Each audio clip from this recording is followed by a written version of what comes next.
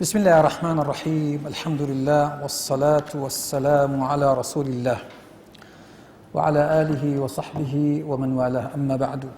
ربنا آتنا في الدنيا حسنة وفي الآخرة حسنة وقنا عذاب النار، اللهم آمين. بريان خوشكانم، السلام عليكم ورحمة الله.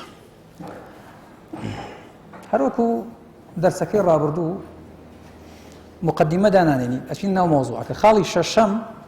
طبعا باسيو مانكر عنواني ام درس محاضرة بناوي سرتايك بو بنا مكاني بانغواز، يا سرتايك بو ناسيني بنا مكاني بانغواز. جاري بيشو بينش خالمان باس كرت نازم لبيتان ماوا يان لبيتان شوتوا بلكو مخوايا لسرتايك قسكان ما وردو قسكان الرابطو بيركتو يا قال لي خوتان نسيبتان باشتره چونکە بێ قسەکانی ڕابردوو کە کردومان لەگەڵ ئەوانەی ئەمڕۆ بیدەن لە یەک تا تۆزێ باشتر بە چاوتان ڕۆشن بێ. ئێمە لێرە هەندێک شتێ نووسیمانە. خاڵی شەشەم هەموومان بانخوازین یان هەندێکمان. ئایا ئێمە بە گشتمان ئەوترێ بانخواز یان نەوەڵا گشتمان نییە کە هەندێک کەس تیا خوا پێداون دەم و پلیان هەیە قسەیەکەن بۆ خەڵکۆوانە تەنها ئەو جۆرە کەسانە مستحقی ئەوەن کە پێیان وترێ بانخواز، ئیتر ماعەدای ئەوان ئەبێ جۆ بگرن یا بێ پرسیار بکەن ئەجینا شایستەی ئەوە نین کە پێیان وترێ بانخواز. ئەم قسە کامیان ڕاستە؟ ئەوەیان ڕاستە کە ئێمە هەموومان بە شێوێک لە شێوەکان بە جۆرێک لە جۆرەکان توانین بانخواز بین لە شوێنی خۆمان، هەرێک لە شوێنی خۆیان و لە کاری خۆیان و بە پێی توانای خۆی. ئەکرێ بڵێ کاکە وەڵام منیش بەش و پشکم هەیە لە مەسەلەی بانگەوازە، وەڵام منیش بانخوازم بەس لە سنووری کاری خۆمە، یان نەوەڵا پێچەوانەکەیەتی ئەوەیە کە هەمومان لێمان نایە. دیارە مەوزوعی بانخواز بوون هەندێک مەرجی تایە، احتیمالەن مەرجانە لە هەموو کەسێکانە بێ، بەس ئەگونجێت لە هەندێک کەسا هەبێ. ئەم دوو قسەیە کامیان دقیقن، کامیان بە پێوەرە شەرعیەکان بە تەواوەتی ئەخوا و بە پێوەری واقعیش مەسەڵەن. هەم بە پێوەری شەرعی تەمەن ئێمە لانی کەمێ دوو پێوەرمان هەیە، لانی کەمە گەل باسی پێوەرەکانی تر نەکەین لەم لە حەزەیە. پێوەرێکی شەرعیمان هەیە بۆ دیاریکردنی کەسێک کە پێوترێ بانخواز بەچی پێوترێ بانخواز، و پێوەرێکی واقعیشمان هەیە، ینی چونکە ئەمە یعنی تەنها لەوانەیە عیبارەتەش خراپە بڵم لەوانەیە نە دەقەکان وەڵامی ئەوەمان ئەدەنەوە کەوا کێ بانخوازە و کێ بانخواز نییە. بەڵام بۆ تێگەیشتن لە دەقەکان پێویستمان بە واقعیش هەیە، یعنی واقعیش ئەبێ هاوکارمان بێ، یارمەتیمان با کە فعلەن بەکێ ئەوترێ بانخواز. ئەم لەقەبە عیلمیە، ئەم لەقەبە باڵایە، ئەکرێ بدرێ بە هەموو کەس یان نەوەڵا ناکرێ بدرێ بە هەموو کەس لە هەندێک کەسی کەم، هەندێک کەس لە خوشکان و هەندێک کەس لە برایان و ئەمانە بانخواز و کۆتایی. جامە طبعا ئێمە ئەگەر سەرنج بێ لە قورئانە خی گەورە ینی بەڕوونی باسی ئەوە کە کێ بانخوازە و کێش بانخواز نییە. قورئان دەرە باسی خی گەورە خۆیەکە والله يدعو إلى دار السلام، والله يدعو إلى دار السلام. جارە خی گەورە خۆی لە بەرزترین پلە و باڵایە کە شایستەیە بەخۆی ئەو بانگەوازەکە، ینی عەبدەکانی خۆی بانگەکەوەمان. ئەگەر جایز بێ بە تعبیرەکە خۆمان بڵێ کاکە خی گەورە هەر بۆ خۆی داعیە، بەس داعی وەکو خوا نەک وەکو خەڵک. لەو پلە باڵایە کە هاوشێوەی نی، لەو پلە مطلقە کە هاوشێوەی نییە، خی گەورە بانگەوازەکە و عەبدەکانی خۆی ئاگادارەکاتەوە چی لە ڕێگەی پێغەمبەران و عەلەیهیمە سەڵات وسەلام یا لە ڕێگەی غەیری پێغەمبەران وەکو ئیلهام و تێگەیاندن و خستنە دڵ و ئەوانە. دی خی گەورە خۆی ئەگەر داعی بێ، ئەگەر خی گەورە خۆی داعی بێ بۆ بەرنامەکەی بۆ پەیامی خۆی، ئەمە هەر لە سەرەتاوە جۆرێک لە تێگەیاندن و حاڵیکردنی ئەمە، یعنی ناکرێ خی گەورە خۆی داعی بێ بۆ پەیامەکەی خۆی، بەڵام هەموو خەڵکی مسلمان داعی نەبن، ئیلا بێ هەندێکیان داعی بێ، هەندێکیان. ئەقل لەوانەیە کەسێکیش وا تێبگا بڵێ ئەخر کاکە بانخواز ئەکرێ هەموو کەس عالم بێ ئەومانە. باسی عالم بوون ناکەین، عالم تعریفێکی هەیە و بانخوازیش تعریفێکی هەیە. عالم پێدەچێت مەرجەکانی تۆزێ قورسەر بێ، ئەو کەسێک کە پێوترێ زانا یا پێوتری عالم بە پێوەرە شەرعیەکان مەرجەکانی تۆزێ قورسەرە. بەس ئەو کەسێک کە پێوترێ بانخواز لەوانەیە مەرجەکانی تۆزێ ئاسانتر بێ، تۆزێ سوکتر بێ. مەسەڵەن وەکو یەک نین، یعنی بۆ نمونە ئەو کەسێک کە عالمە ئەو ئەسڵ وایە کە فتوا بە کە بۆ نمونە مەسەلەی حەڵاڵ و حەرام کامێ، بەڵام بانخواز مەرج نییە تەدەخل کە لە مەسەلەی فتوای حەڵاڵ و حرام مەرج نییە معلوماتی ئەگەر هەبێ چاکتر الحەمدولە یعنی مانیعێکی شەرعی نییە بەس بانخواز زیاتر ئەوەی تیا زاڵە کە مەجالی موعیزە و ئاگادارکردنەوە و وریاکردنەوە و تەرغیب و تەرهیب و ئەو شتانەیە خۆ ئەگەر قسەیشی کرد لە مەسەلەی حەڵاڵ و حرامە و دەلیل و بەڵگەی بەدەستەوە بوو خۆ ئەویش مانیعی شەرعی نییە بەس لانی کەم لە واقعی خۆمانە ئاوایە لە واقعی خۆمانە ئێستا کە ئەڵێی زانا لەگەڵ ئەوەی کە ئەڵێی بانخواز هەستەکەی تۆزێک فەرق و جیاوازیان هەیە بۆی لەوانەیە پرسیارەکە لەوە دروست بێ بڵێ باشە ئەکرێ هەمومان عالم بین هەمومان عالم ئەگەر مەرجە قورسەکان بێ مەرج نییە بەس ئەکرێ هەرێکێک لە ئێمە تۆزێک عالم بێ شتێک بزانێ یعنی لانی کەم تۆ خۆ بێ بزانین نوێژەکان چۆن ئەکەی عالم بی بە نوێژ بێ بزانین ڕۆژوو چۆن ئەکەی عالم بی بە ڕۆژوو هەبێ بزانین چۆن حەج و عومرەیەکە ئەگەر خوا کردی بە نسیب مەسەلەن خۆ ئەو کاتە عالم بی بە حەج و بە عومرە هەر عیبادەتێکی ترەیە خۆ بێ عالم بی بەو شتە خۆ خەڵکی تریش خەڵکێکەیە کە نوێژ نازانێت تۆ بە نوێژی تێگەیەنی ئەو بووی بە عالم لەوانە خەڵکێکەیە ڕۆژوو نازانێت تۆ بە ڕۆژووی تێگەیەنی ئەو لەوانە عالمی خەڵکێکە چێ بۆ حەج و عومرە تۆ لەگەڵ ئەو هیچ نازانێت تۆ ئاگادارێکت دێ بووی بە عالم لەو مۆزوع لەبەرەوە ئەکرێ حتا هەرێکێک لێمەش عالم بین بەڵام عالمێکی سنووردار نەک عالمێکی مەسەلەن زانایەکی بێسنوور یا زانایەکی سنوورفراوە ئەجا حەت لە مۆزوعی چۆن لە مەسەلەی بانخوازی ئەکرێ خاڵی هاوبەشمان هەبێ منیش بانخواز بم تۆش بانخواز بی برایە بانخواز بە خوشکیش بانخواز بێ هەر بۆ شۆش ئەکرێ لە مەسەلەی زانابوونی شارێکێک لە ئێمە بە پلێک لە پلەکان زاناییمان هەبێ بە مەسائلی شەرعی مەرج نییە هەمووی بەرەوە لەو کاتێک کە تۆ نوێژ ئەگەیەنی هەم عالمی هەم بانخوازش لەو کاتێکەوە ڕۆژوو زەکات ئەگەیەنی و خەڵکی لێ حاڵێکەی هەم زاناشی هەم بانخوازش لەو کاتێک کە باسی مەسائلی ئەخلاقیات و سیرەی ڕەحم و دۆستایەتی و خزمەتی و دراوسێتی و ئەوانەیەکەی هەم عالمی هەم بانخواز ئاجا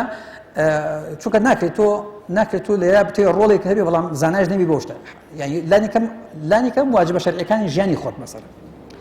ئەجا ئەچین سەر ئەسڵی مۆزوع باشە ئێمە هەمومان بانخوازین یا هەندێکمان بانخوازین بۆ خۆم ڕێیم وایە یعنی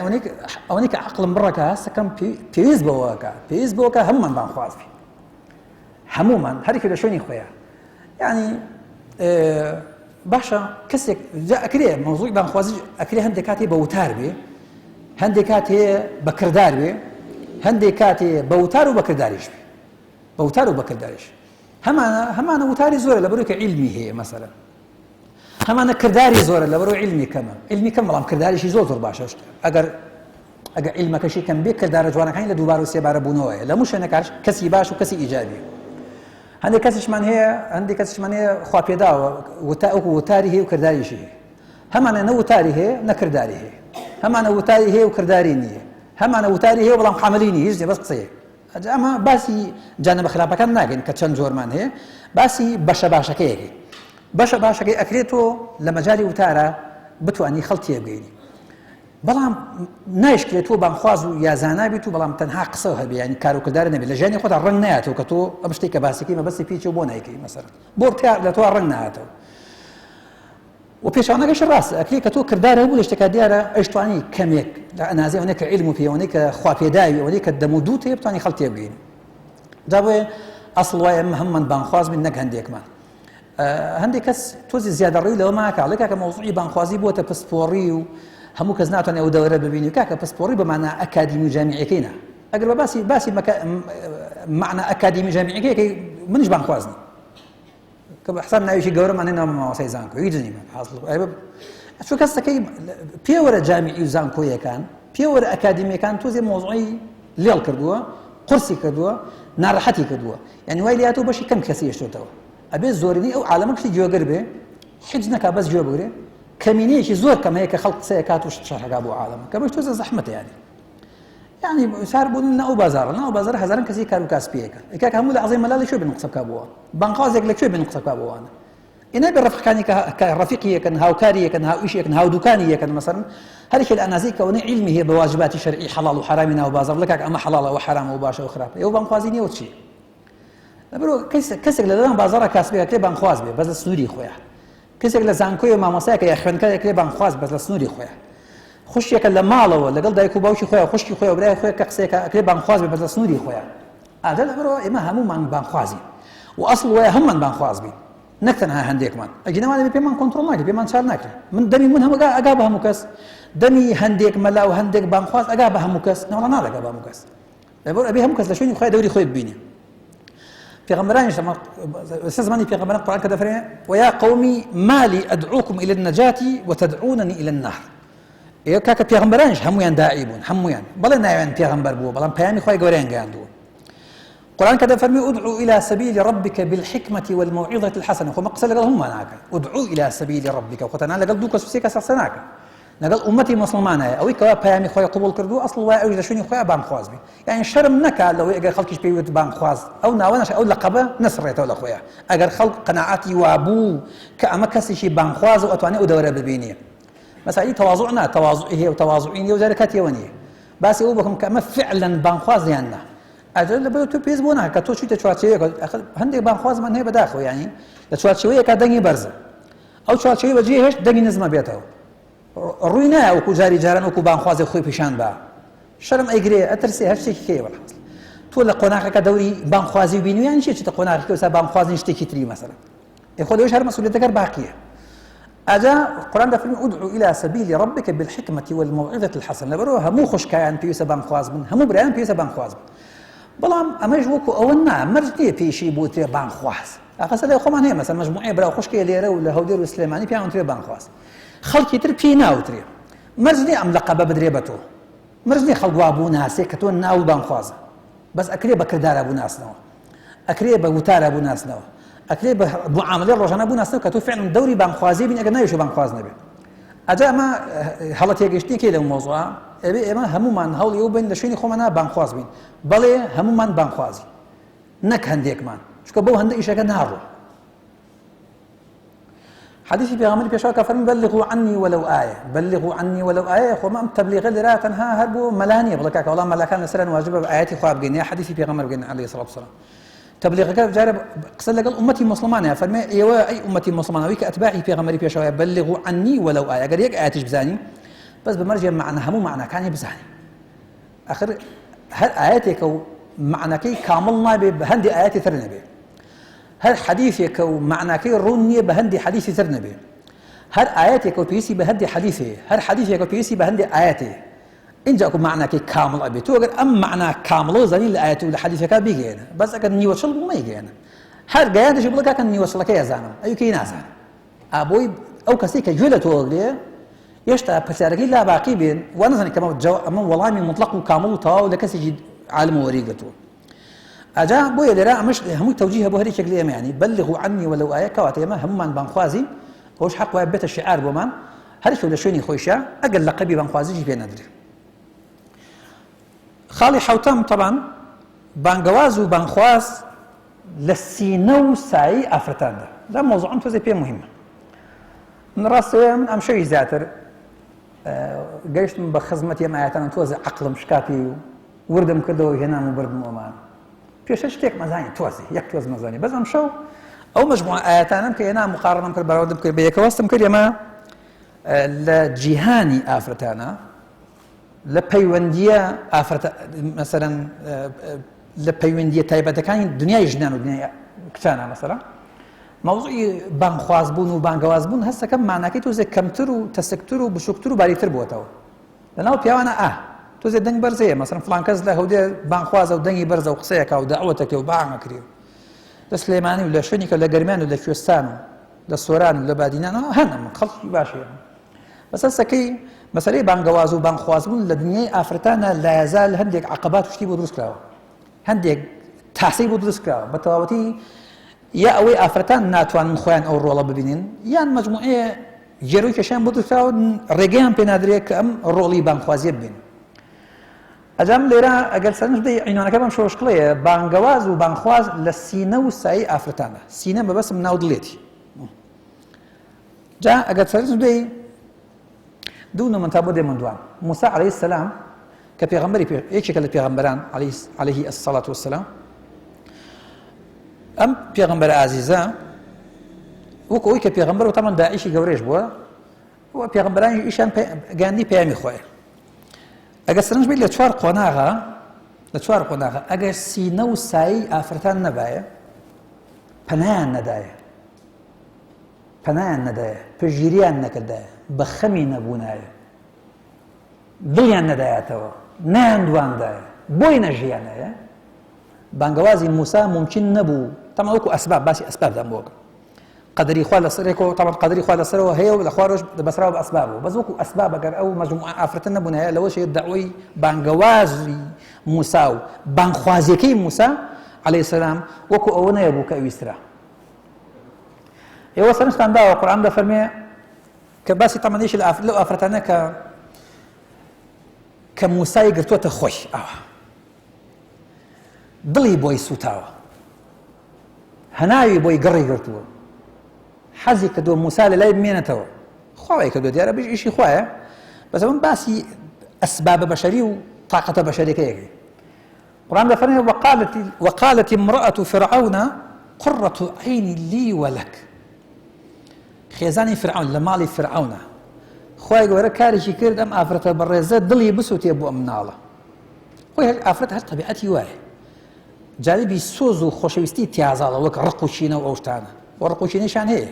خوشکانی بەڕێز هەتانەوە هەتانە بەڵامی تر ئەگەر بیشیانەوێ خۆشەویستی سۆز زاڵەدایم لە قسە و کردار و هەڵس و کەوت و ئەوشانە هەتا بۆ خەڵکی دوور و بۆ خەڵکی نزیکەوە هەست سەرنج بە مۆزوعی گریان ئافرەتان زووتە گریانە دێتە پیاوان و پیاویش ئەگری بە پێتان بڵێ بەس هەندێک پیاو هەیە پۆز لێە خۆی پیشان نایە کە ئەگریەوەمان بەچێتە پەنایەکەوە باوکە ڕۆکە لە پەنایەکە بەس بۆی خەڵک نەیبینێ دەڵێن کاکە وەڵا پیاوێکە و گریاوە عەیبە پیاو بگری ئەگریاوی ئەگری وایە کا حەمزە تۆ نەگریاوی ئافەر پیاو خۆی ئەتراف بەگەڵە وەڵا گریاوە سا بڵێ بۆ خۆشانە بڵێ گریاوم ئەرێوە گریان خەزمینە زۆر باش ئینشەڵا گریانی خۆشیە باشە چاوەکەم لێرا دەفەرمێ قڕەت عەین لی وەلەک ئەمە ڕووناکی دڵ و چاوی من و تۆیشە یا وای لێ دێ کە بێتە ڕووناکی چاو دڵی من و تۆش لا تقتلوه عسى أن ينفعنا أو نتخذه ولدا تماشاك موسى خوا لە بەرنامەیە داینا و لە قەرار داینا و کە موسا لە ئاخیرا بێ بە موسا بێ پێغەمبەر عەلەیهی سەڵاتو وەسەلام دڵی ئەم ئافرەتەی بۆ کردووەتەوە وای لێ هاتووە دڵی بۆ بە تەنوور لە تاوە مناڵە ئێمە بۆ ئەوەی بانگەواز و بانگخوازبوون بەردەوام بێ پێویستمان بەم گەرماییە هەیە گەرمایی دڵ و دەرونی ئافرەتە وانە ئێستا نمونەکانی کەش باسەکەم دازان وایە وانە ئەمە کێ بوو ئەم ئافرەتە حساب کە دایانی بوو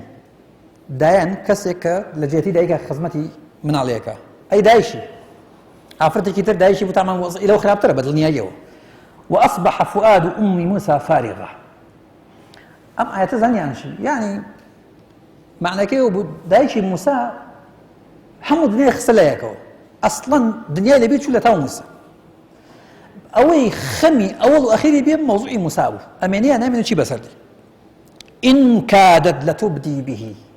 لولا أن ربطنا على قلبها ئەگەر خوا دڵی نەبەستایە دڵی ڕاگیر نەکردایە نەک نەبەستایە دڵی ڕاگیر نەکردایە دڵی خۆش نەکردایە ئاسوودەی نەکردایە خەریب و خۆی کەشفکە بڵێ وەڵام موسا و مناڵی منیش تامان خۆی کەشف کردایە ئەو خۆشی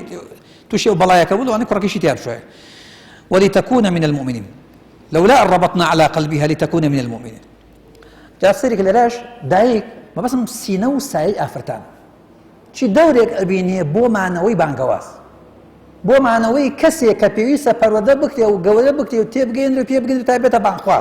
بانخوازێکی گەورەی وەکو موسا یا بانخوازێکی بچووکی وەکو هەرێکێک لە ئێمە کەیسا وجودمان هەیە دوای دەفەرمێ فرددناه إلى أمه كي تقر عينها ولا تحزن ئەوەنە بەخەم بوو بۆ ئەم بانخوازەی داهاتوو باشە ئەوەنە ئۆقرەی لێ هەڵگیرا بوو خۆی گەورە فەرمێ فرددناه إلى أمه كي تقر عينها ولا تحزن جرامنا وعد بنداو بي جرامنا بو سینە و سایەی دایکی تاوەکو بمێنێت وەکو خۆی پەروەردە ببێ ولتعلم أن وعد الله حق ولكن أكثرهم لا يعلم تابزان كخواي قرأ وعدك داوى وعدك شيء نجات داني موسى وببيغمر بوني موسى ولكن أكثرهم لا يعلمون بس وكسي أقله موضوعني خوا برنامج داني بوي أم بانجوازة برو بيشوا بروا برنامج داني بو بيجاني بانخوازان زور كثير أقيليني ولكن أكثرهم لا يعلمون تسيدك لرا خزاني فرعون أفرتك توانی کەوا دڵی بکاتەوە بۆ مناڵە نێ لێ بفەوتێ دایکی تامان ئەوە دایک و تعریف ناکە دایک دایکە و ئەوش ئیسراحەتی لە هەڵگیرا بوو هەتاوکە هاتەوە بەردەستی خۆی بەدەستی خۆی وەردەوەدا پێگەیشت و گەورە بووانە کەسێکی تر کە دیسانم داڵدەی ئەم بانخوازەی داهاتوویدا و خواکردی بە وەسیلەی مانەوە وەسیلەی بەردەوامی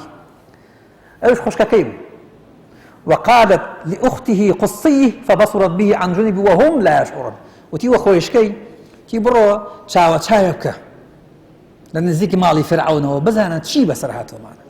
ئەڵێ لە دوورەوە بینی کە لە ماڵی فرعونەوە دەست بەسەرە و لە سینەی ئافرەتێکایە و لە باوەشی ئافرەتێکایە ئەوانە وهم لا يشعرون ئەوان نیان ئەزانی کە ئەم خوشکەی مراقبەیەکە و چاودەری موساکە بزانێ وەزعی بەڕوو شۆڕەوە ئەمەش دەورێکی گەورەی بینی لە چیا دەوری گەورێکی بینی ماڵی فرعونی تێگەیاوتیم ئافرەتێکتان پیشانە دەم ئەتوانێ خزمەتی بکا و کەفالەتی بکا و بەدەمیەوە ببێ و ئەنجاوەکو پێشم باش ئەم ئافرەتە زۆر چاکە و دڵسۆزە و هین ناکە بەرامبەری هیچ خراپێک بەرامبەری ناکاتوە ويقول دفرين فقالت هل أدلكم على أهل بيتي يكفلونه لكم وهم لهم ناصحون إنجا سرنج بأخذ منا أما الدراش خوشتي كير أفرتك مش أفرتك تربو كفرياي أو كأم بانجوا زبر دوام به نبي موسى تيابشي نبي موسى سرب بره نبي موسى برتيغي فرعون كي بهو كاري شيء جاري خزاني فرعون مدورة بيني قرماي دلو دروني أفرتان وخشكه جارە دایشی ئەم دەورەیە بینێ جارە خوشکی ئەم دەورەیە بینێ جارێکی تر دوکسەکەی شوعیب هەر بۆ موسا کاتێک کە موسا دەربەدەرە بێ و ئاوارە بێ خزمینە تامان ئێوە لەوانەیە هەندێک لە قسەکە بزانن ئەگەر بە کورتیش بێ بەس من لێرە فقط ئیشارەتەکەم بە هەندێک خاڵی زۆر گرنگەوانە ووجد من دونهم امرأتين تذودان قال ما خطبكما کاتێک کە موسا بینێ و عالم ئاوی مەڕ و ماڵاتە دەن دو ئافرەتیشی بینی دو ئافرەتی عاقڵ و سەلاری خۆتان ئاسا لە دوورەوە تەماشایان نەکرد وەستا بوون چاوەڕێن نەکرد وتي وتيتان لقومها قالت لا نسقي حتى يصدر الرعاء وأبونا شيخ كبير ئێمە ناڕۆین تاوە عالەمە ڕوا کەی ئەوان چون ئێمە ئاوا دێرین باوکشمان پیاوێکی پیرە بۆی ئەو نەهات و خۆمان هاتوین دەتوانێت سەرنج بێ ئەم قسەیە بۆ کردیان باوکمان و ئەبوونا شەیخ کەبیر خوا ئێوێ ئەم جەوە گەرم بە خوا ئێوێ ئەم پەیوەندیە دروست کە ئەم پەیوەندیە لە نێوان موسا لە نێوان عایلەیە بەس چی ئەم دەورە بینی ئەم دوو کچە عاقڵە دڵی موسایان بۆ لای خۆیان ڕاکێشا بۆی زیاتر بە خەمیان دێ دڵسۆزانەتر ئاوی مەڕەکانیان بۆ بدێری و ئەبوونا شەیخ کەبیر باوکمان پیرە ئەو نەهاتووە بۆی ئێمە هاتین گینا ئیشی ئێمە نییە ئەو نیە هەمووی پیاوگەلە کە مەڕ و مەڵات ئاوادا بەس ئێمە ژنگەلین کچگەلین عەفوو کەژن لە دوورەوە وەستاوین خوا ئەوێ وردە و دەرگاکان بکاتەوە لە موسا هەمووشی ئافرەتەکانی کاتەوە جارێ دایانەکەی کاتەوە جارێ دایشی ئیکاتەوە جارێ خوشکی ئیکاتەوە جارێ دووکشە بەڕێزەی کاتەوە فجاءته إحداهما تمشي على استحياء قالت إن أبي يدعوك تسيرك دقاش كيل يكراوة هل أو خشكانة دارت شون لمالا باوشان تيجيان تيان جيان أم كسيان كديو آوي داو بويان جي سرنجبو جي سرنجبو بعد اسمع درنش قالت إن أبي يدعوك ليجزيك أجر ما سقيت لنا وتی تشریف بێنە بۆ ماڵخۆمان باوکم ئێوێ پاداشتی ئەو پیاوەتی و باتەوە تو ئاودا بە مەڕ و مەڵاتی ئێمە دوای ئەگە سەرنج تەمەن قیسەکە دوور و درێژە قالت إحداهما يا أبت استأجر واز نایەن قسەکان تەمەن ئەوانەیان باوکە ئەم پیاوە بگری بە کرێ باش بیکەوە شوانی خۆمان إن خير من استأجرت القوي الأمين والله ئەوەی کە بۆمان دەرکەوتووە ئەمە زۆر ئەمین و قەوی دیارە خوا دایناوە بۆ شوانی و بۆی خزمەتی خۆمان کار بەڵێ دەستمان دەرنەچی دوایش وەدەوە دە باوکی تێگا لەم مەوزوعە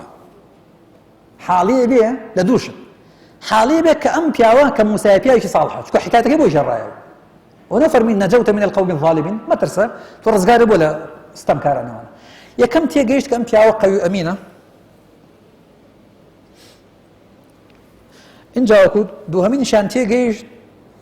ئەم کچانە حەزیان بە خزمایەتیە دوایی مەڵن ماوەسا معنای خراپی ئاەتەکانەکە وای دیتە یەکەم ئاماژەیە بۆ ئەوشت وەیە دوایش وتی إني أريد أن أنكحك إحدى ابنتي هاتين من قالك ما يشي لا دوكشة حتى نعلي عليه شكل لم دوكته دار هدوشان آماديان تيابو أيوه هدوشان آماديان تيابو هدوشان مساهم بينيو مناقشان كدو مري أو داو بوي عن مناقشان كدو شون بدميو وتعرف يش لم دوكته عادة جدي بيغمبران بزور كشي خوان بن بخل فبدي يجي لم دوكشي خوان أدا سرنج من خزمنا بانجواز وبانخواز دائما بيوسي بود جهانه هي كبيوت جهاني أفرته حاجة بيان هي أكري هندكات وكو دايك أو دور ربيني أكري هندكات وكو خشك أو دور ربيني أكري هندكات وكو خزان أو دور ربيني دعاء مو بخزان يشجع دعاء هلا قال يا معايا مثلا أكري هندكات وكو داين أو دور ربيني أكري هتعرفين درجاي الشرع لما جالا زود درجة كراوتو بوي أفرتان بتوان أم رلب بين تابان جواز بردوام بي تابان خوازكان پروردبن جوربن بيبغن چاوكنوا كم نبنو طبعا لم بارود من يكش زوره لجاني يوسف وقال الذي اشتراه من مصر لامرأته أكرمي مثواه ما مالي خوش ما مالي با خوش به لقى الأمكرة عسى أن ينفعنا ونتخذه ولدا طبعا القرآن قرن يمشي شمان هو بناء القرآن ما قرن هكذا يعني والله بما عند الله من القرآن خيرا بيانيان جزء خيرا يا ربع جزء خيرا يا دلا برا يا دلا برا خيرا اما بس خيري قرآنين اجينا اقام عن الجوهري قرآن اوهم جوهر بيسنورني كلنا القرآن ده سكي تكواتا بان جواز وبان خواز لسينه وساعات افرتان طبعا مروج زيني خوش كمان لينا كميني قبران استا ايوا وميدو ما بوتن دريك عزب كنت بزعم كرول يوز قالي قوري اتوان دوري زور باش بين زور وهندي كاتي او دوري كوي بين بريان بيان نابينري اما كم كلناوي شأني برياني شيء برياني لا اما اشكرا كلني او روليه كبيوسه كخوشكان بي بين هرخ ولا شويني خويا ولا كاتي خويا بانغواز وبانخواز لسر دستي ايوا لسر دمي ايوا لناو ضي ايوا بكارو كرداري ايوا بخمو مراقي ايوا برداوم طبعا اما لما صعدي بريان جمقص ايوا اقروابن بريان دي كشان كم رواني كاكا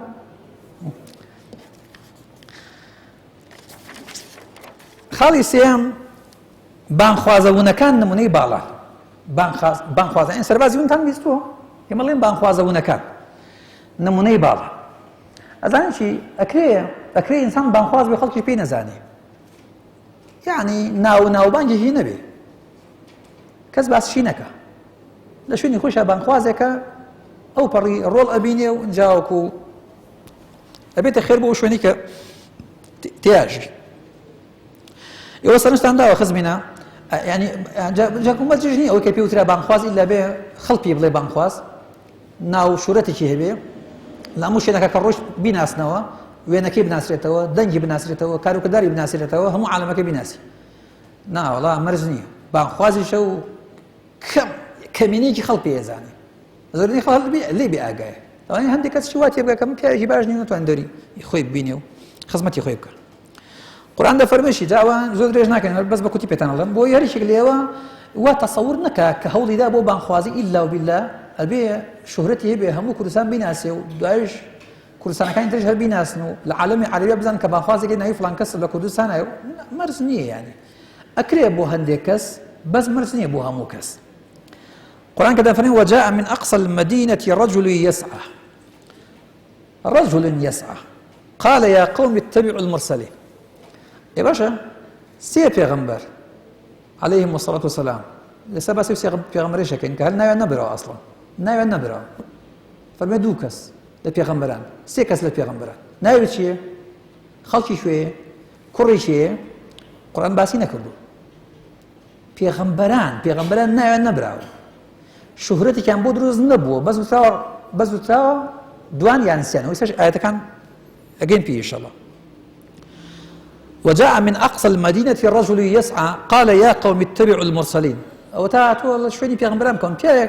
لو سري آوايه لو سري شاروا أم تاعوا شيء نازين دي بام باسيك بس ناوكينا بردو خوي درب بيسي نزاني لا يخوا شورتي هي بس لا يخل نازان ريشي أجابي خم مراقي كسي بام خواز أو بلا يخوا شورتي هي وقابل قبول النا ولقبك يانا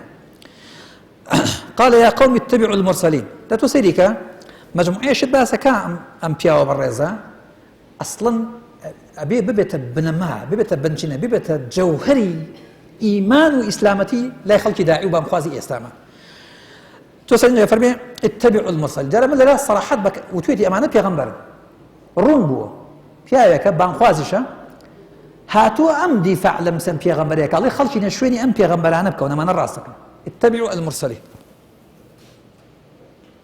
تسرم سورة خبورا بويا ناو وس دايدا فرمي اتبعوا المرسلين اتبعوا من لا يسألكم أجرا وهم مهتدون خداوي بارة لناك أمانة بيغمبران راسك خداوي بارة لناك أجا خمي بارتانا خداوي دنيا لناك أجا خمي دنيا تانا وهم مهتدون هداية شامبي هداية لطرف خوا بهم خوا يقريان بي لا تسير أم بنشينو بنامان وما لي لا أعبد الذي فطرني وإليه ترجعون أو من شيء ما أجر خوانا فرستم لكادك أوخ مني خلق دوا وإيش قرم ولا أو باسي خالقيتي خوا يقري ليرا ناسيني خوا باسي موضوع قيامته زين بنوية أتخذ من دونه آلهة إن يريدني الرحمن بضر لا تغني عني شفاعتهم شيء ولا ينقذون جاكو باسي سكرني آلهة كان ترى أو أنا كدان راون بخوا بلام خوانين خوا خالينكا بتكا أو أنا باشي شيء لشو أتوان شفاعة ممكن لشو أتوان رزقارك لباش باسي تكاياتي خوا خالقيتي خوا يقولك باسي قيامتك إن جاكو باسي وكأوان تركنا ونراون خوا وخوانين نايون خوا جنا فعل كردار وتوانين خوانية إني إذا لفي ضلال مبين أقروا لكم راب أقروا شوني آلهكم وشوني إلهنكم تاكو تنهاي إني آمنت بربكم فاسمعوا والله آمنوا إيمان هنا بخواك يوش كبرواتهم فيني وخوا إم بيغمبرانا فاسمعوا دي باب تشاك بزان مجالي بيشو بنايت يعني خوا يقرأ أمهم موقف بالاو مبدأ بريزاني كباسي كاي بيا كنا وقش نابا بان خوازي شيون بس لا يخواني القرآن فرمي إذ أرسلنا إليهم اثنين فرمي دواما بناد فكذبوهما فعززنا إليهم بثالث فرمي دو بيغمبر مانال بويان بجوان نكدن دو بيغمبر بوشي بولا دي بو أودانيك بلن ولا دروكي فكذبوهما فرمي بيغمبر سيام مانال بويان فعززنا إليهم بثالث سيام بيغمبر شان خص بدرو فقالوا إنا إليكم مرسلون وسيدي كان ناي بيغمبر دابا أم دوانا تشيبون نازاي أي سيام تشيبو نازاي بس زين كبيغمبر بو خواي يقولون دوتي أبرو أكليه بانخواز بي والله مونيش بي مرجنيه شهرتي بي دمو باسي بي شكون ناوناوش شهرت بونو ناو بانك دركن بو خوي بلاي بو خوي امتحاني قرص جرى لجيد الناس فيري بوزليانا بي بالقرآن وردو أسريتوا طماحي تيكن لم لا طماحي بارو بولو منصبو زور باباتي تر ناو خلني هندي خلقي دوري ليرة دورا ولا درو دورا نمونش منزور أجا عندك كاتي شهرت بون شتي باش استفادي هي عندك كاتي شو مشاكل شيء قال الله فريم وجاء الرجل من أقصى المدينة يسعى الرجل من أقصى المدينة يسعى بيا ناوكين دفاع كلو موسى شو خبري داو بيو بيجريش يقولوا قال يا موسى إن الملأ يأتمرون بك ليقتلوك فاخرج إني لك من الناصح قرآن بالرجل نايب بيا نايب لناو قرآن باسي نايب بسوشات يا غمر هنا لناو قرآن حديث نازل ما قام مني بس أقول جي مهم جماليكي زور كم لناو قرآن باسي هاتو لناو حديث لواني جماليكي هر كم هاتوي وانا يسي بيغمر هاتو واتل بيغمر هاتو وبنجاب بيغمر بهم حديث كان بيغمر عليه الصلاة والسلام ناوي بين أجر قريمان لا يسري لوان ناوي بنجاب بيغمر أجر هاتو يوش الرقم لانية والله ألم أجر هاتو أي بيغمرين وهذه الروايات فرمي صوب بسوشة هذا بيغمر هاتو أي كوا ناوى كانيا قرآن باسي كدون حديث باسي كدون وننت بانخوازي خواي بلان بانخوازي كي وناو بلان كاري خوش ينكروا قرآن كباسي جنجكاني أصحاب الكهف كافرمي إنهم فتية آمنوا بربهم وزدناهم هدى هذا نايو شننا بلان نايو ينشي بس مجموعة جنجي خوتان عسايبون توانين أروا الله ربي نسأل القرآن باسي يعني كوات لرا بانخوازه هنا كان نموني بالا أمانة بونة لقلا وشاب بونة كان ناوي يعني يكون ناو اسمه لقب بونة نموني بالا بو إبا قرآن باسي كدو خالي كوتاي بانجواز السياسات دوانن يند جوانا بانجواز السياسات دوادنیان دژەوانن لەم 6 ساڵی ڕابردووە زۆرم مناقەشەیە بووە لە بینی خوێنەواران و چینی ڕۆشنفیکران و ئیسلامیەکان بەگشتیەوانە زۆر باسی ئەوە کرێ کە بانگەواز و سیاست لێک جیا بکرێتەوە. بانگەواز لە شوێنی خۆیان و سیاست لە شوێنی خۆیان و بانگخواز کاری خۆی بکە و سیاسیش کاری خۆی بکە و جارێ پرسیارم کرد لە بەڕێزێک هەش تقریباً ئەم سوکە قەناعەتی هەبوو کە بانگەواز و سیاست لێک جیا بکرێت یا بانگخواز و سیاسی لێک جیا بن هەرێکێ بۆ خۆی کاری خۆی بکەوەمانە. وتم باشە کاکە ئەوە گریمان لێک جێمان کردنەوە بانگخواز کاری خۆیەکە و سیاسیش کاری خۆیەکە، بەس علاقەی نێوانم دوانە چی یعنی بانگخواز چی بکەن بۆ ئەوەی ڕەبتێک هەبێت لە بینی سیاسیەکان و بانگخوازەکانە. وتی وەڵا بانگخوازەکان یەک شتیان لەسەرە لە کاتی انتخاباتە کۆ ببنەوە دەنگیان بۆ کۆکەنەوە و ئەنجاوەکو کارێکن کەەوە خەڵک قەنەعەت پێ بکەن کە دەنگیان پێ بدەن بچنە پەرلەمان و بچنە حکومەتەوە. ئەی دوای وتی وەڵا هەرەوەندێ وتم یعنی بەس توورەکەی دەنگیان بۆ هەڵدورن. وتی ئەرە وەڵا بانگخواز ئەبێ بەس ئیشانە بکەوتەوە سیاسیش کاری خۆیەکە قساسی خۆیانە پسپۆڕی خۆیانە و دەوڵەتداری بۆ هەموو کەس ناکرێت حکومەتداری بۆ هەموو کەس ناکرێتەوە. جا وتم ئەمەی کە تۆ باسی ئێمە یعنی ئەمە جۆرێکە لە کۆیلەبوون جۆرێکە لە کرێگرتەی و بەڵام کریشی تیان نییە. تۆ بانگخوازێکی بچی بۆ عالەمە بڵی کاکە زەید و عەمر پیاوێکی چاکن بۆ دەوڵەتداری و ئەوانە دەنگیان بۆ کۆکێتەوە قەنەعەت کرد عالەمەکە. بەڵام دواییش ئەگەر وتم باشە ئەگەر کابرای سیاسی هەزار ئینحرافی کرد انحرافی عقائدی انحرافی اخلاقی انحرافی نازانم ئەگەر گەندەڵی دزی ئەو شتانەی کەوتی وەڵام بۆیان نییە محاسبەیان کرد. تمێ چی محاسبانەکە من دەنگە بۆ کۆکەم و محاسبەشی نەکەم بەڵام پیاوێکی چاکی دوایش کاکە پیاوی چاک نەبی ئەمە نازانم ئەمە چۆن ئەم دوانە پێکەوە گرێ درێوتی دی وەڵا هەندێک لەو بەڕێزانە یا ئەوانەی کە زۆر باسی ئەم شتانەکەن کە کاتێک ئەڵەن دوو پسپۆڕی ژیاوێکی بۆ خۆی کاری خۆی بکات کەواتە کەسی بانگخواز بووینی محاسبەی ئەوان کەوە. جاتم کاکە ئەمە هەڵەیە لە تێگەیشتنە هەڵەیە لە سنووکیشە. ئەم دوانە ئەگەر ڕاستەیە مەسەلەی بانگەواز و سیاست السیاست طبعا بمعنى شرعيكي بمعنى عقليكي بمعنى إنسانيكي بمعنى أخلاقيكي بمعنى حديثيكي بمعنى قرآنيكي أشكا موضوع السياسة هم سياسة النحو سياسة كوا أصلا لعمري كابرا إنه صوصل سياستي كدول لعمري على راسي جنود حد ريكو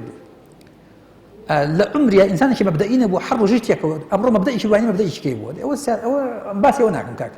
باسي سياستك كم كوا خدمت بديندارية كاين هالقلاوي دينداري وإسلامتي ومسلمانيتي أم دوانا قراستي بانجواز والسياسات دوانا يا دجوانا أكيد وكو دوانا بينه وبين نكو كو دجوانا أقل بيان كي بدوج مني يكتب كاتب ششد رزة بكابرة سياسية بتكسي كي سربخو بكيف خوي برجارة ده تدخل لكاروباري كوم الجا هموي أكا إنساني بانخوازيش يا زانا كان يا أنيك أهلي شرق وشتان بويني محاسبة ممكن أو كاتا من المنانية درسة بلا بين دو طرفا كبحساب هدو شيء مقيم بدين دارو أنا يزان القرآن ده فرميش عندي آيات أمبوي خلنا شو كم براسي توزيك أزاري سلام هين أترم بردوام داري وبرناك القرآن ده فرمي إذ قالوا لنبي له مبعث لنا ملكا نقاتل في سبيل الله مسلماناني أو زمان اللي قال في غنبريك كاكو بن زمان بني إسرائيل فرمي ابعث لنا ملكا نقاتل في سبيل الله ملكك يعني قائدك بنيرة با إما سركداياتي ما مكاوبشين جنگ جهادي خو ممكن يخو جنگ جهاد خالية لا جنگ جهاد بشكل إداري كوملقا بشكل إداري أو صراعي كالنيوان إيمو غير إيماه لبين إسلام وغير إسلام لبين مسلمان وغير مسلمان لبين حق وباطل هاي أما بشكل إداري أو صراع يوتال لرا فرمي ابعث لنا ملكا نقاتل في سبيل الله كسي بني لك قيادي إما قيادة جورك للسياسة سياسة شواتا كاك إدارة داني تاكتاكي كوملقا خزانة كاينة وكوملقا بقشتي يعني إدارة داني دولات كلا بناوي لنا تجاب لبناوي برجودي خلق الطوابي القرآن ده فرمي إذ أوى الفتية إلى الكهف فقالوا ربنا آتنا من لدنك رحمة وهيئ لنا من أمرنا رشدا ركاك أم إداري الصراع من الملانيين يوان جنجاني أصحاب الكهف لقل كوملقا أو سردما يا دولتي أو سردما دولته ده صلاتي أو سردما كهبوع كاكا أمش جورك السياسات بمعنى شرعي وبمعنى ديني كاكا من الملاني والروماناوي لبناي سركوتني حقا لبناي جاني بامي خوي قال لبناي معنوي بانجوازي خوي قال لا وش طبعا وردكاري زوري القرآن ده فرمي قال تزرعون 7 سنين في غنبر عليه الصلاة والسلام برنامج اقتصادي ده برنامج فكري اقتصادي داناوە بۆ ئەو مجتەمعی کە ئیتیاژاوە فەرموویەتی 7 دانە ساڵ بەس زەراعەت بکەن 7 ساڵێکەیە بە دوایە ئەوەی کە کەدوتان هەڵتان گرتووە بیخۆن ساڵێکی تری دێ بە دوایە باسی 15 ساڵی کردووە 15 ساڵ بەرنامەی اقتصادی باشە کاکە پێغەمبەرە عليه الصلاة والسلام حتى ئەمە پێغەمبەرە اینجا بەرنامەی 15 ساڵی اقتصادی داناوە باش ئەمە بەشێک نییە لە سیاسەتی اقتصادی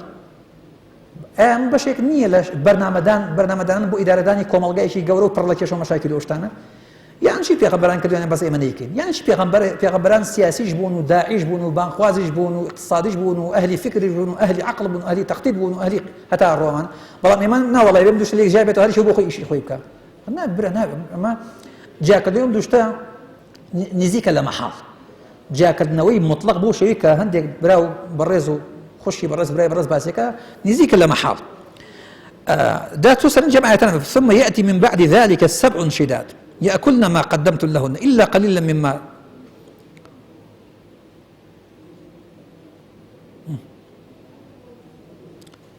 تقوى كان ثم يأتي من بعد ذلك عام فيه يغاث الناس وفيه يعصرون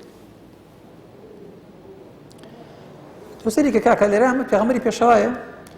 برنامج 15 ساڵی داناوە کاکە ئەسڵەن بەرنامەی اقتصادی ئایا تەدەخل نییە لە جۆری بەڕێوەبردنی ئەو کۆمەڵگای کە تۆ ئیشی تیاکەی یان چی پێغەمبەر داعیش بووە بەڵام بۆی نەبێ قسە لە مۆزوعانە بکە یان چی پێغەمبەر بەس بۆی نەبوو لە مەسەلەی اقتصادی لە مەسەلەی ئەمنی لە مەسەلەی کاروباری کۆمەڵایەتی هەموو ئیشەکانی تر نەبێ قسەی تیا بکە اجعلني على خزائن الأرض إني حفيظ عليم داود و سليمان و يوسف و پێغەمبەری پێشەوە عليه الصلاة والسلام وەکو داعی و حاکمیش بوو يعني ئێستا کەم زیادە ڕوویشی تایە لە مۆزوعات جیاکردنەوەی بانگەواز لەگەڵ سیاسەتە یان بانخواز لەگەڵ سیاسیە ئەسڵ ویان دوانە تاواوکەری یەک بن ئەگەر گریشمان بوو بە دوو بەستپۆڕی تاواوکەری یەک بن پشتیوانی یەک بن باشە برا لە شوێنی خۆیانە گەورە بچووکیان دار بێشێ گەورەی و شێ بچووکەوانە ئەمە هەر خاڵ هەستەکەن لەم فترەی ڕابردوویان بۆ خۆمان تووشی مناقەشە زۆر بووین لەسەری وەلا هەزارێک مناقەشە لەسەری هەیە بەڵام عموماً ئێمە ڕەئیمان وایە ئەوەی کە تێگەشتمان بەپێی ئاەتەکان بەپێی حەدیثەکانی پێغەمبەر عەلەیهی سەڵات وسەلام بەپێی واقعی سیرەیش وەرە کاکە پێغەمبەری پێشەوە عەلەیهی سەڵات وسەلام خەڵکی لەناو مەککە هەوڵی ئەدا کەوا هاتوونە بە جێگەی بێتەوە دوایی بۆ تائیف دوایی بۆ حەبەشە دوایی بۆ مەدینە دوایی دەوڵەت و ئیدارە و حاکمبوونی پێغەمبەری پێشەوە بۆ دەوڵەتەکەی کە نزیکەی 10 ساڵ یا تۆزە زیاتر 10 ساڵ حاکمی و خەڵکە بۆ ڕئیسی دەوڵەت بوو ئیدارەدانی مامەڵەی کردو لەگەڵ یەهود و لەگەڵ نەسارا و لەگەڵ مسلمان و لەگەڵ هەموو کەسێکە ئیدارەی اقتصادی و ئیدارەی سیاسی و ئیدارەی فکری و ئیدارەی اجتماعی و هەتا ڕۆ هەموو بدۆ بڕێەوە ئەو تەمەن هاوکارانی لە سەحابە لە خۆیان لێ ڕازی بیاخ ئەجا بۆ ئێمە ئەڵێن کاکە بانگەواز و سیاسەت ئەکرێت تەواوکەری یەک بن پشتیوانی یەک بن بەڵام بانگەوازێک کە هەڵقوڵاوی قورئان و حەدیثە سیاسەتێکیش کە لەو سێبەرە جێگەی خۆی بکاتەوە داوای لێبوردن نەکەم ناتوان بەردەوام لەسەری وەکو عازب کرد تۆزی ناساغم سبحانك اللهم وبحمدك أشهد أن لا إله إلا أنت أستغفرك وأتوب إليك والسلام عليكم ورحمة الله وبركاته